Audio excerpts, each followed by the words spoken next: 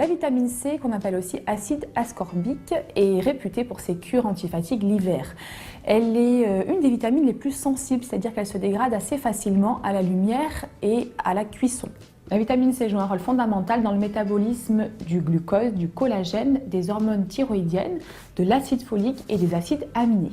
La vitamine C est antioxydante, donc elle a un rôle dans la neutralisation des radicaux libres et elle aide également à lutter contre la fatigue.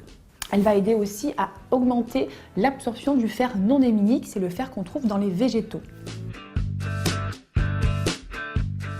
Alors, les apports journaliers conseillés pour les adultes et les adolescents sont de 110 mg par jour, ce qui correspond à la consommation d'une grosse orange par exemple.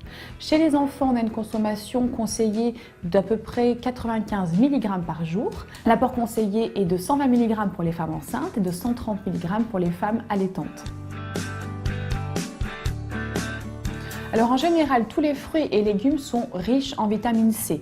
Le fruit le plus riche en vitamine C est l'acérola qui contient 1000 mg pour 100 g. Souvent on trouve justement des comprimés d'acérola croqués en guise de cure antifatigue pour l'hiver.